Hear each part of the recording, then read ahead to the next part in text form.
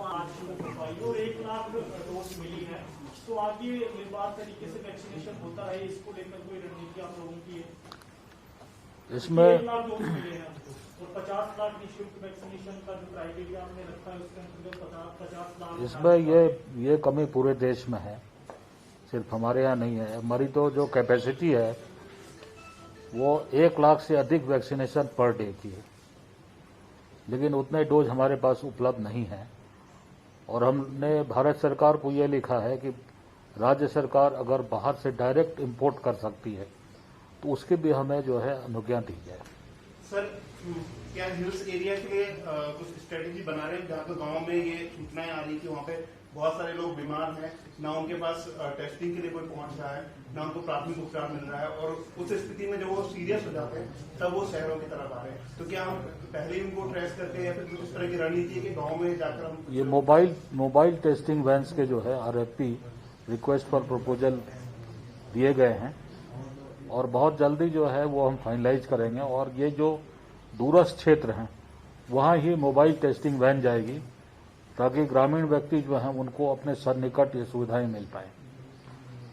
Sir, जांच क्या थोड़ा कम हुई कि कल 17,000 के समथिंग जांच हुई थी, हालांकि कल रविवार भी था, तो आज अभी रिपोर्ट आई नहीं है, तो क्या जांच उसी स्पीड में होगी या जांच कम होगी? जांच कम का तो सवाल ही नहीं उठता है, जांच हमें बढ़ाना ही बढ़ाना है।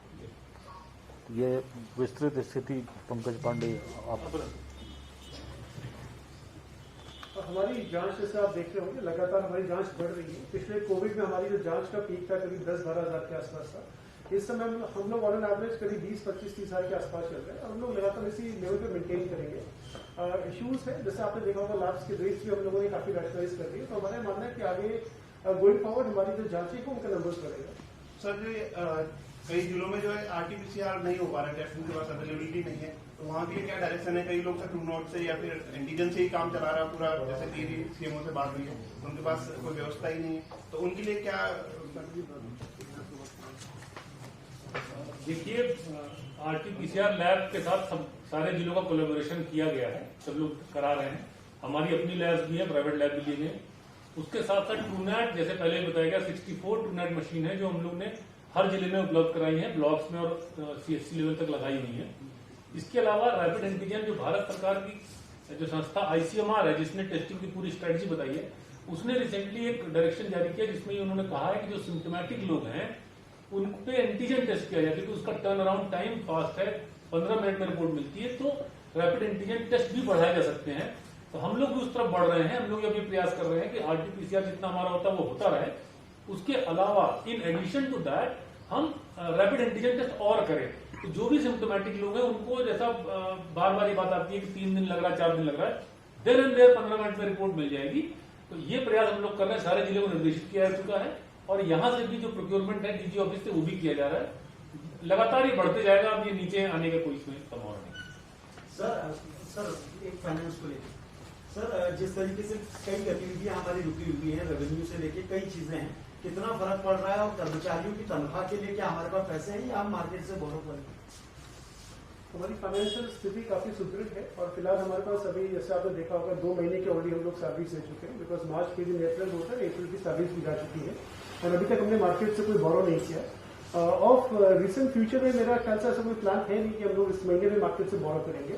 लेकिन आपका कहना सही है, क्योंकि कोविड कर्फ्यू की वजह से कुछ हमारा इकोनॉमिक जो सीन है उस पर इम्पैक्ट होगा, रेवेन्यूज पर भी इम्पैक्ट होगा, उसका असेसमेंट हमें कुछ समय बाद ही हो पाएगा। सर, वैक्सीनेशन कब तक और वो हो जाएगी, हमारे वैक्सीन की डोज कब तक पहुंच जाएगी? जैसे हमने लास्ट प्रेस कॉन्फ्रेंस में आप सबको बताया था, हम लोग ऑलमोस्ट 1,22,000 प्लस 1 लाख और कोविशील्ड का वैक्सीनेशन, मैं 18+ की बात कर रहा हूँ, ऑलरेडी हम लोग एडवांस पेमेंट कर चुके हैं संबंधित कंपनी को। सेकेंडली हमारा 42,000 के आसपास कोवैक्सीन को भी पेमेंट कर चुके हैं एंड हमने 25 लाख कोविशील्ड वैक्सीन का ऑलरेडी ऑर्डर उनको दिया जा चुका है, कोविशील्ड के हमारे सीरम इंस्टीट्यूट को। सेकेंडली इसमें गवर्नमेंट की अगेन आपकी नॉलेज में है कि हम लोग करीब 100 करोड़ के आसपास DG हेल्थ को रिलीज कर चुके हैं एंड हमारे ऑफिसर्स लगातार दोनों सीरम इंस्टीट्यूट से एंड भारत बायोटेक से लगातार वार्ता कर रहे हैं वैक्सीनेशन प्रोक्योर करने में। सर कुंभ समाप्त हो चुका है, लगभग कुंभ समाप्त हो चुका है, लेकिन जो उसमें बजट दिया गया था अभी काफी ज्यादा बजट बचा हुआ है, तो क्या राज्य सरकार बजट को अपने स्वास्थ्य के क्षेत्र में लगाने की कोई तैयारी, कोई व्यवस्था कर रही है? सरकार का एक बेसिक एक नियम ये होता है कि जिस चीज के लिए बजट दिया जाता है उसी संबंधित सेक्टर में खर्च होता है। यदि उस संबंधित सेक्टर में खर्च नहीं होगा तो मूल रूप से फिर हमारी ट्रेजरी वापस आता है। देखो थोड़ा मैं आपको बताना चाहूंगा कि जब से ये अभियान शुरू हुआ है हमारे करीब 1150 के करीब कालाबाजारी की सूचनाओं पर रेड किया है लोगों ने। हमारे डायल 112 पे भी लगातार फोन आ रहे हैं और तमाम और भी जगह पे जो फोन आ रहे हैं। अभी हमारे डीजी महोदय ने सभी थानाध्यक्षों को भी इसका इंचार्ज देना है। एक मिशन हौसला बनाया जिसमें कि डीएम के साथ वो सामंजस्य करके जनपदों में ऑक्सीजन के और बाकी और चीजों की सुविधाएं को वो रीडिस्ट्रीब्यूट कर रहे हैं, उसमें मदद कर रहे हैं। साथ में मैं आपको बताना चाहूंगा कि चालानों की जो स्थिति हो रही है पहले की तुलना में, आप जरूर कहना चाहते हैं कि चालान थोड़े ज्यादा हो रहे हैं, बिकॉज कर्फ्यू थोड़े स्ट्रिक्ट थोड़े आवश्यक भी थे। लोग अनावश्यक सड़कों पे घूम रहे थे और मैं मानता हूं कि ये मैसेज आपके माध्यम से उनको जाएगा कि कर्फ्यू को तोड़ने में हल्के में नहीं लिया जाएगा। तो ये मैसेज ही काफी है। उसके बाद अपने आप से पुलिस जो है वो थोड़ी सी लाइटर होगी जब देखेगी कि माहौल थोड़ा नॉर्मल हो गया, बिकॉज अभी भी स्थिति ऐसी है कि बहुत ज्यादा लोग कर्फ्यू के नियमों को तोड़ रहे हैं। सर सीतापुर का एक मामला सामने आया था जिसमें जो है एक मेडिकल स्टोर का संचालक ही खुद कोविड की जांच कर रहा था, उसको बकायदा पुलिस जो है उसको पकड़ के जरूर ले गई, लेकिन कार्रवाई क्या हुई इसका अभी तक पता नहीं चला। नहीं, आप जो कह रहे हैं ये इसकी मुझे जानकारी नहीं है, लेकिन आपके माध्यम से मुझे पता लगा तो मैं इसकी और अलग से जांच कराऊंगा। सर कॉन्टैक्ट ट्रेसिंग बहुत तेजी से नहीं हो पा रही है और कई बार ऐसा हो रहा है कि लोग पॉजिटिव आ रहे हैं लेकिन उनके साथ कौन लोग थे, कौन कॉन्टैक्ट में, जैसे पिछले साल तक हम देखते थे वो चीजें नहीं हो रही। देखिए ये कोविड-2 को हम दूसरे माहौल में देखें, आप खुद देख रहे हो पुलिस के लोग जो है वो ज्यादा उनकी प्राथमिकताएं थोड़ी सी बदली हैं। कॉन्ट्रैक्ट ट्रेसिंग भी हो रहा है, मैं ये नहीं कहूंगा नहीं हो रहा है, लेकिन अभी चूंकि बहुत पैंडेमिक अपना एक दूसरा रूप ले चुका है तो अभी इंडिविजुअली लोगों तक जाना, उनके पास सुविधाएं पहुंचाना, किसी तरह से कर्फ्यू को इम्पोज करना, बिकॉज अब वो फेज नहीं रहा कि 1-2 आदमी आ रहा है वो 1000 को इन्फेक्ट कर रहा है, काफी ज्यादा इन्फेक्शन फैल चुका है।